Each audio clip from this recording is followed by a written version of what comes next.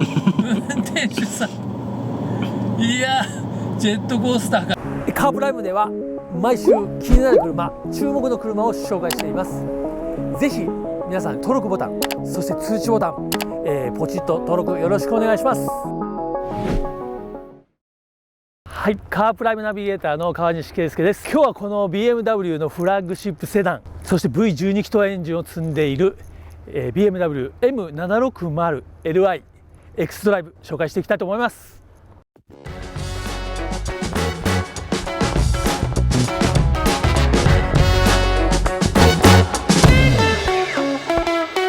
はい、じゃあ今日はこのね BMW760 なんですが、言わずと知れた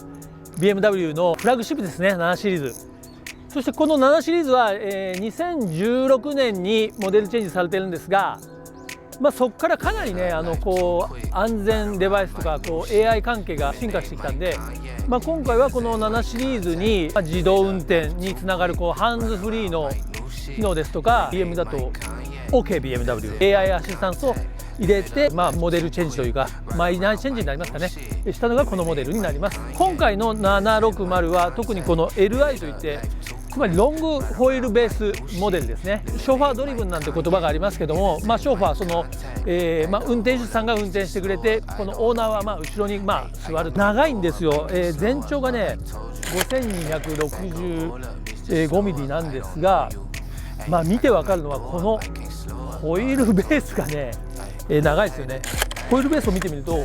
ホイールベースで3210ミリなんで、ざっくり言うとこのホイールベースの中に軽自動車が1台入ります。このキドニーグリル、ね、BMW のデザインのアイデンティティでありファミリーフェイスなんででかくなってます。1000モデル比 40% 大きくなっているということで、そしてヘッドライト周りもですね BMW レイザーと書いてありますけど、見てくださいよ、この中 SF チックな顔つきなんですけどもですね、実際、夜になってスピードを出して走った時には、ここからいわゆるレーザービームが照射されて、600メートル先まで照らすという、多分夜この車に後ろに疲れたら撃たれるんじゃないかなと思ってね、思わず避けると思うけど、それぐらい明るいエンジン見てみましょうか。V12 を積んでおります。123456789101112ということで、手が熱いな。残念ながらカバーではあるんですけど、この下にしっかりですね、12本のシリンダーが収まっている絶滅危惧種というかですね、こう電気と言われている中で、12シリンダー、今だと BMW 以外だとそうですね、メルセデスの S クラスに一部受注で残っている、あるいはマイバッハ、それからスーパーカー系のフェラーリ、ランボですけども、ロールスロイス、あるいはベントレーの W12 かあたりぐらいしかもう残っていない 6.6 リッターの V12 ということで、それにねツインターボを組み合わせているんですが、V8 エンジンなんかを積むところにこう、12気筒エンジンを積んでいるので、もうかなりやっぱり凝縮感がありますよね。この12気筒がぶち込まれているということが、この車の最大のアイデンティティになるんではないでしょうか。フローズンダークグレーというそうです。これはオプションで若干のですね、そのオプション料金が加算されるボディカラーのようなんですけれども、いわゆるフローズンというのは何を指すかというと、このマット塗装ですね、を指しています。このマット感とこのツヤ感が、両方ですね、あるという意味で、そこがねちょっと完全なマットだとちょっとねいかついイメージになるんですが、微妙にこうエレガントさと、ワイルドさを両立した、素敵なカラーだなというふうに思います。インテリア見てみたいと思います。さあ入ろうと思ったら、ここに目に飛び込んでくるプラグがありますね。カーボンコアと書いてありますけども、5世代目よりかなり軽量化されているということです。そして一本下に目を転じるとですね、わざわざここに V12 と、もはやねこの車のアイデンティティ V12 なんですよね。もうオーナーが乗るためにこれ V12 気筒やなと分かるですね、そういうふうにわざわざ書いてあるんでしょうね。シートはね、これは当然レザーシートなんですけど、かなり凝ったですね、こういう、ステッチが入っていまして、 BMW インディビデュアルと書いてあります。これはある種の、ね、オーナーがオーダー好きなようにね注文できるシステムなんだと思いますが、よく見てみるとここにこのね黒いレザーのまたちょっとしたねまあちょっとネックレスというかそういう、模様が入ってまして非常に凝ってます。でドライバーズシートに収まってみました。ロングボディロングホイールベースで運転席に座ってこう前を見ている限りは、まあ、完全 BMW の、まあ、スポーツセダンに僕は乗ってるんだとしか、思えないですね。シート周りの作りはですね、まあ、現行の3シリーズなんかと、まあ、一緒としては共通ですね。まあ、この全体にドライバーがこう向けられたねこれインストルメントパネル、それからハンドルの奥に見えるメーター周り、まあ、ガングリップタイプというかなのこうシフトレバー、これなんかも今の例えばメルセデスってもうこれないんですよ。要はギアセレクターはハンドル周りのねコラムについているんですね。このなんか形状もねかっこいいんですよ。なんかこうパイロットっていうね、そういう趣があって、僕はこれもほらちゃんとドライバーの方にこう握りやすい傾けられてるんで、まあ、そのあたりはね BMW のその、ドライバーズカー魂というのを、引き続き感じるコックピット周りだなと思います。ダイヤルを回すことで例えばマップのモードであればマップの縮尺を変えたりですね、例えばこうそうだなメディアのモードであったらここでラジオの選曲をしたりですね、こういうことがここで操作することができます。これはパーキングアシスタンスの、スイッチです。 320D をリポートした時はですねこのパーキングアシスタンスをですねドキドキの体験をリポートしていますので、それもまた見てもらえればと思います。まあ、最近なんかこう USB の曲もですね USB-C に移ってきていてですね、まあこの BMW もそういう企画になってますね。はい、センターコンソールのですね、フロント側はこういうですね、まあ、ウッドですねが非常に木目が美しいねウッドパネルになっていますが、ここをですね開くと、はい、ドリンクホルダー、そしてこちらは通常規格の USB で、もう1個開くとこれはですね携帯、これを置くだけでこう、充電ができるトレイになっています。これもねちょっと小技がねいちいちこうやってほら1段階ずつっていう、ここまですんのかいっていうぐらいですね、まあ一つ丁寧。さあ後席に乗り込んでみました。ある意味今回はいつもと違うのはこの後席のリポートこそ、今回のハイライトかもしれません。というのもね、これはロングホイールベースの、モデルであり、まあ、いわゆる、後席が、まあ、ある意味メインシートになっていますね。ということで見えますでしょうか、後ろこういう感じでですね広いです。ちなみに前席はまあ僕が173センチありますけども、運転僕は結構ちょっとシート後ろ目が好きなんですけども、に合わせた状態でですね、僕がまた後ろに座ると、まあ、この広大な空間がありますね。まあもう足元空間はまあ言うに及ばずですね。まあここ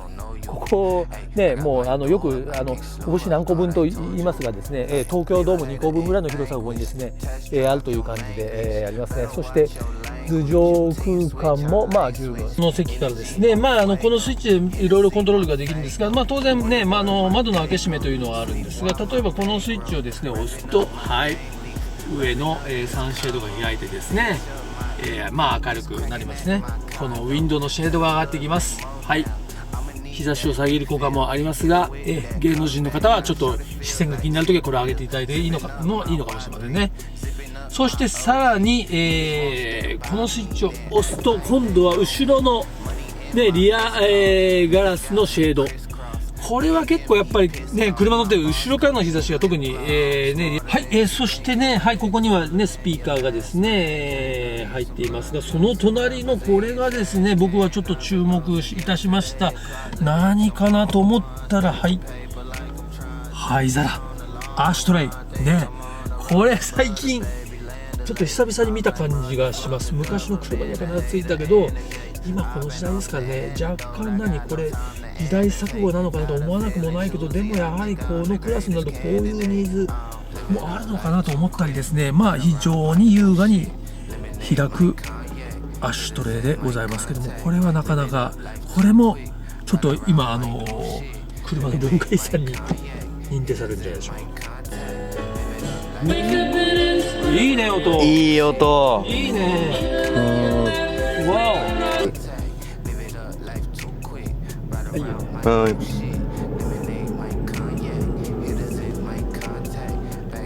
おーマッサージ来ました。そんなにねグイグイ系ではないです。優しくマッサージ系。広い。まあこれ2500万円する車なんで、まあ、これも一部屋って考えていいんじゃないでしょうか。非常にですね奥行きが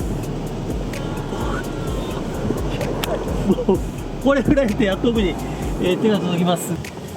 ここはね、はい、フィックスされていますね。席が倒れてするにはならないようですが、まあ僕だったらここをベッドルームで使えますね。それぐらい広さがあります。そしてはい、電動で縛ります。後席インプレッションもお届けしたいと思いますが、まあもう広いの広くないのって広いです。もうそれは言うまでもないんですが、そうですね、まあパッと座った感じ、やっぱ明るいですね。このね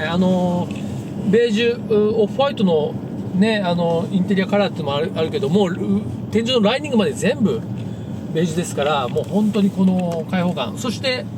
実際グラスエリアもね広いっていうか、まあサイドは当然ですけどダブルサンルーフになってますし、とにかく光がですね差し込んで非常に明るいですね。ここら辺のライトも夜になるとどうなのかな、綺麗なんだろうな、すごい気になりますけども。シート自体のそうシートクーラーっていうのもあってですね、今日なんかあったかいから、このシートのねクーラーの方を押すとシートから今ですねこう空気がこうエアが吹き出してきて非常にドライな感じに保ってくれるんですね。でもちろん、背もたれの角度今起こしてますけど、起こしたり、寝かしたりで座面の今座面上がってます。座面上がってます。おおすごい前に出てます。そうね、そうか、これぐらい座面上がると結構本当になんかソファーに、お家でソファーにかけてるみたい。うわ気持ちいい。これでちょっとですねマッサージを効かせながらですね、この音楽にですね身を委ねて、この辺もほらこのタブレットでねいろいろ自分のですね好みの快適にしながらですね、もう寝てしまいます。おやすみなさい。おやっぱりですね。運転手さん運転手さん、いやジェットコースターかっていう感じですけどね。いやもうでもねあれなんですよ、G はありますけど乗り心地は悪くないですよ。でもねもう運転手さんはですねもうちょっとこうジェントルな人を選びたいですね、僕が乗せてもらうなら。はい、でもまあ後席にいてもこの V12 のパワー感は堪能できましたということで気絶。今日ですね試乗インプレッションしたこの BMW M760Li、 この車は自動車の文化遺産です。この12気筒、この時代において、もしかしたらもう間もなく消えゆくかもしれません。今これは必ず必要なのかと言われたらこの12気筒エンジンそうではないのかもしれませんが、やっぱり今までの自動車の歴史、その一つの、機械工学の頂点としてですね、これは後世に語り継がれるべきものだし、今乗れる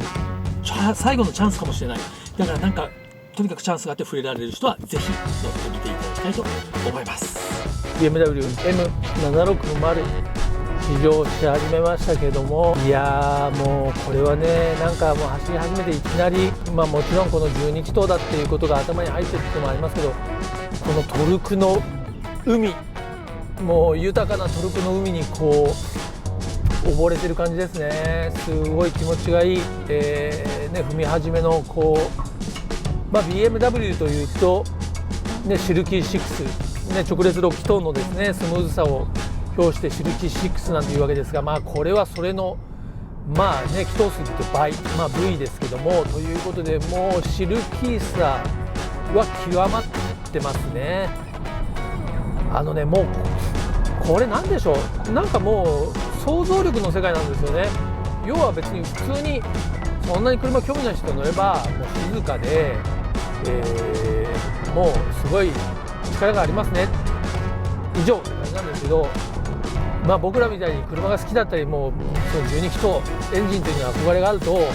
もう頭の中でこのねアクセルを踏み込むとこの12このシシリンダーの中でこうピストンがこう動いてる様子をこう浮かべながら走るわけですよ。まあその時のね、なんていうのかな、この12個のシリンダーピストンがもうほんと精密なそのね、機械がこう動いてる、こういう機械式時計も同じですよ。この中に小さなメカニカルなものがこう寸分こう狂いなく動いてるということに今感動するわけですけど、やっぱりねそれがこれだけスムーズに美しく動いてるということがなんか感動ですね。そして走行モード、今はねコンフォートで走ってますが、これをねスポーツに入れると多分変わるんですよ。ぐっとね今、回転数がちょっと上がりましたね。そしてちょっとだけ踏んでみますね。うわーっとすごい、すいません、法定速度内でお送りしてるので1秒ぐらいしか踏めませんでしたけど、すごいアドレナリンが出ました。一気にちょっと鳥肌っていうのかな、ブワーッと毛穴がですね開くような加速感でしたね。ちょっとごめんなさい、今のでガソリン、0.5 リッターぐらい使っちゃったかもしれませんけど、いやーすごい、いわゆる体がねシートバッグに押し付けられるような加速感を感じましたね。まあ今の世の中でねこの加速感を合法的に味わえるシチュエーションって本当になかなかないんですけど、今みたいに本当に1秒ですよ。こういう普通の道路が踏めて1秒も踏めないのかもしれない。でもね、なんかそういうものに乗ってるんだ、そういうエンジンをこう動かしてんだということの、またさっきも言いますけど想像力ですね。これはもうもっと言い換えるとロマンですね。ロマンに対して人はこの2500万円何がしかを払える人がいるんでしょうね。そういう意味では本当にね、この V12 エンジンというのは一つのアートであり、もうその伝統工芸品であり、本当今となっては文化的な遺産と言えるような、そのエンジンですよね。なぜかというと別にこの V12 全く必要ないんです。本当に V8 でもいいし、別に6気筒でもいいしね、このボディに対して十分走らせられるはずなんですけど、やはりそれでももっとパワーを、あるいはもっとねスムーズなエンジンをというふうに、求めるとですね、一つのエンジンの究極がこの12気筒にあったというのは車の歴史が一つ証明しているわけですがね、いやそういうものにこうやって乗せていただけるだけで本当にもう感謝でございます。ちなみに今ちょっとですね、今はエコプロモードに、入れてみました。今ちょっとこのようにちょっと渋滞というかね、交通が滞ってんでエコプロモードに乗せましたが、このモードではちゃんとアイドリングストップをしてですね、こうやってブレーキペダルを離すとまたこうやってですね、再始動しますね。どうでしょう、エコプロ2でも12気筒ですから実燃費、今日はちょっとね走ってる距離が短いのでその有効な実燃費までは測れないと思いますが、なんて言ってもカタログデータでねリッター 6.97 弱ぐらいですかなってましたから、想像するに、こういう都会の交通モードで乗ったらその半分ぐらいなんじゃないですかね、燃費は。ただ、少なくともこの車を買うような人はもうそういうことは言わないとね、燃費がリッターなんだとかって考える人は多分この車、買わないと思うんでですね、そこは問題にならないのかもしれませんが、問題はむしろ今の世の中でこういうね燃費性能の車が許容されるかということなんですが、僕は許されると思います。これはだって別に誰もが乗る車じゃないですから、一つのさっき言ったように一つのアート工芸品としての自動車というふうに考えると、やっぱりそういう究極的なそのね、官能性とか究極的なその一つの工業製品としてものづくりというのはあってしかるべきだと思いますんでね、僕はですねいいと思います。はいね、今ですねコンフォートモードからもう一度スポーツモードにしてですね走っていますが、結構スポーツモードきますね。なんかかなりいわゆる、二重人格的じゃないですけど、このコンフォートモードからスポーツモードを入れた瞬間に結構性格が一変しますね。もうアクセルを踏んだ瞬間後ろからズドーンとこう押されるようなですね、まあこうなんていうのかな、インパクトがありますね。まあね BMW というとこう FR ねセダン FR というイメージなんですが、まあこの車はね X ドライブということで、まあ、四輪駆動なんですが、やはりねこう、後ろ足でこうなんていうんですかね、こう蹴り出して進んでいくので、そういう感触はですねやはり BMW 変わりませんね。でこのスポーツモードを選ぶと、まあエンジンのレスポンス、それからね、ハンドル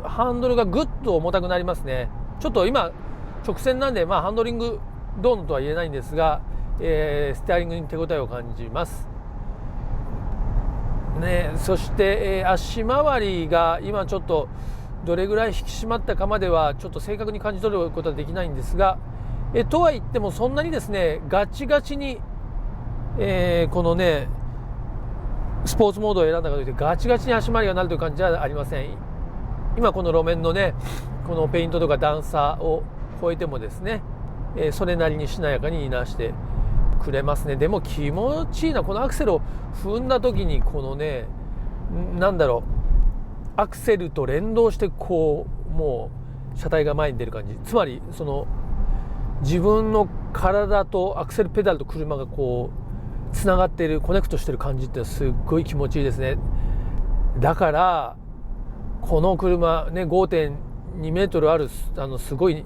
長い車なんですけど、こうやってハンドルを握って前を見てる限りもう自分の後ろのことは忘れます。後ろに長いボディがあるってことはね忘れます。これどうなんでしょう、ショーファードリブンとしてはどうなんでしょうか。多分ドライバーの人は後ろに乗ってるですね、まあ、オーナーあるいは社長あるいは、ご主人様のことは忘れちゃいますね。これだってほらこの加速だもん。いやーね、これ左に行かなくちゃ、やばいもう忘れちゃう、道のことも忘れちゃうぐらいちょっと運転に没頭してしまいますが、いやこれは楽しいですね。ちょっと予想外でした。もうちょっと言うてもね高級車、このロングホイールベースのセダンなんで、まあ眠いと言っちゃあれですけど、ちょっとまったりした運転感覚なのかなと思ったらですね全然ビビッとしてますね。はい、うわ、しかも別にこの街中をね街中のタウンスピードで流しててもこの12気筒の存在感と、楽しさ、いやーなんかねこうすいませんちょっと大げさかもしれませんが、もう右足がですねとろけてしまいそうです。なんかもうそれぐらいこうアクセルを踏み込んだ時の気持ちよさがありますね。いやーこれはドライバーズカーだな。気持ちいい。もうこれあれじゃないですか、もう千葉とかのもう 2L のマンションとか諦めてこの車買う人もいてもいいんじゃないですか。すいませんちょっと僕が買えないのに一言で言ってますけど、それぐらいですねちょっとやっぱりこのね車とこのエンジンの組み合わせはなかなかすごいですね。いやちょっとすいません見くびっていたというと生意気ですけど、ここまでいいというかね素晴らしいとはちょっと想像できていませんでした。カープライムでは毎週、気になる車、注目の車、話題の車を、取り上げて紹介インプレッションをしています。登録ボタン、通知ボタン、高評価ぜひよろしくお願いします。